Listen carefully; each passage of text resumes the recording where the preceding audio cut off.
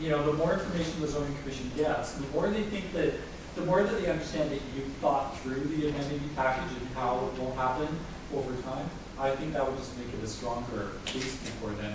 Now, if you identify what the zoning commission determines to be the wrong agency, Sure. they'll just correct that. Yeah. And I would note that they're less comfortable with amenity packages that are administered by community groups, because community groups can come and go. They can disband, they can exist and disband.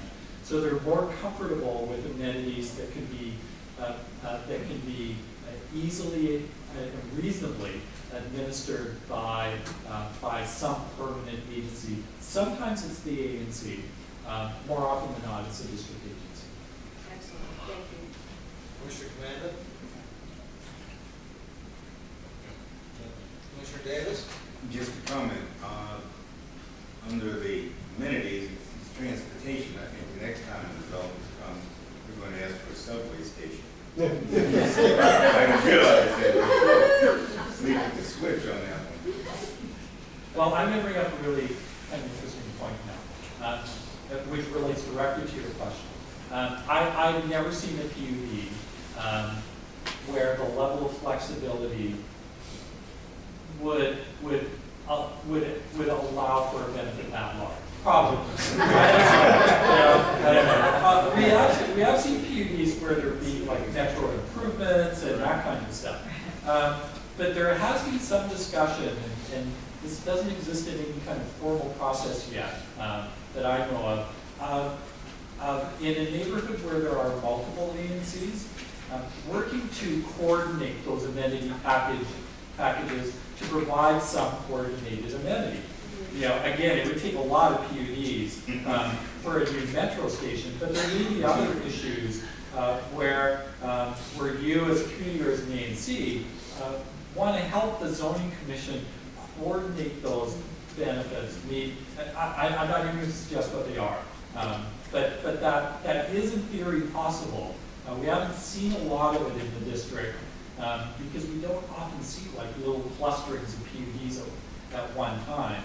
You may be in that unique circumstance of having a couple coming in at once, and there may be some appropriate neighborhood thing that would be appropriate for them to address.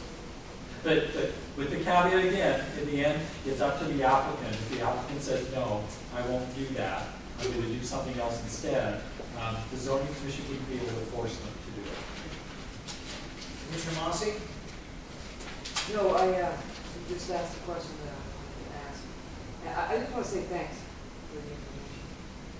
Before I move on to audience comment, I looked at the last page, and it seemed to me that was pretty self-explanatory. It is, So at this stage, I think we can open it up to just either specific questions on what's been presented, or either larger questions in the further background. And I want to start with this gentleman right here who's been patiently waiting. Thanks for explaining the process. What I didn't get is when the process, let's say the community doesn't agree with the proposed architecture, the building can voice that, and that's kind of very subjective thing. Let's say the project follows all the regulations, all the rules, all the zoning, the traffic, and and all that stuff, but the building will impact the whole neighborhood because it may change the feel of the neighborhood. It might be pretty boring architecture, something that we've seen a lot of new development over here. And the other thing is that the building will stay for a long time, so that definitely changing the feel of the neighborhood, and we'll be looking at that building every day. And most of the developments kind of done pretty safely because I rarely see something that's kind of standing out. Sometimes all the project will then go to architecture contest, so who has the right to say, hey, this is really ugly stuff, we don't want this, You do. And why? That is part of the PUD process is to evaluate. It's not just the kind of massing of the building, like how high it is, how many square feet it is. It's also what the building looks like. So through your testimony to the zoning commission at the hearing or in written testimony before or after the hearing, absolutely they want to hear those comments. And this zoning commission, the zoning commission is composed of 5 members. 2 of them are federal, and 3 of them are appointed by the mayor. And so zoning commissions change over time as new members come on. This zoning commission is very concerned about design. And they're very concerned about both the broad nature of the design, how does it fit into the context of the neighborhood, as well as the details of the design. Is it the right materials? Is it the right color? You know, those kinds of details. So they would absolutely welcome your input at the public hearing or in written testimony before or after on all of those issues, whether it be the details or the broader neighborhood contextual kind of concerns that you were raising. You good? Okay. Mr. James? Yeah, I wanted to go back when Chris Ott was asking some questions about who's looking at the overall project. I think it was a little vague, maybe it hasn't all come together yet, but does Office of Planning sort of bring the other agencies that would be affected together in an organized way, like DDOT, say Department of Environment, maybe if it has, overtones about rainwater runoff or tax assessor. Conservation office in case there's those issues. I mean, is there before it gets to the point of set down? To some extent before it gets to set down. Usually with the most critical agencies. DDOT for sure, DDOE probably, and in some cases, Department of Public Works, if there are, for example, alley and access issues, that kind of stuff. So it varies from case to case.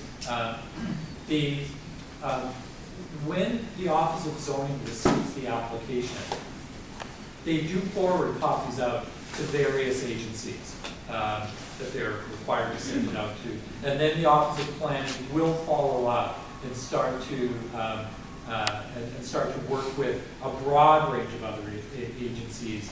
And that can include, DC Water, public schools, it can include quite a broad range. And we will solicit comments for them. More typical those that their comments won't come in until, won't be incorporated until the second OP report before the public hearing. Let me recognize Mr. Harvey, and I'm going to recognize Commissioner Silverstein. I've heard it suggested from time to time that in terms of looking at these community amenities that are in the zoning commission's order, that if after time has passed and say the community or the ANC has objected to a failure to maintain that amenity, and the Office of Zoning sends a PUD, community benefit enforcer out, and finds that that's the case. The suggestion has been that the developer, or whoever legally is responsible for the development, be threatened with having their certificate of occupancy withdrawn. Has that ever occurred? Not that I know of. DCRA would be able to answer that for sure. We certainly have had cases of PUDs approved with an amenities package, and then for some reason the amenities package does have to change. An example might be that the applicant proposed renovations to a school, just as an example. Well, between the time that the application was made and when the project starts to move forward, the improvements were made by somebody else. So that amenity kind of becomes redundant. And in a case like that, they would have to go back to the zoning commission and amend their order to change their amenity. And the zoning commission would have to determine that this new amenity is commensurate with the old one. I can't, and I'm not saying it hasn't happened, but offhand, I can't think of an example where an applicant has just changed their mind after the PUD's been approved and say, we just don't want to do this one anymore. You know, I can't think of an example of that. And I can't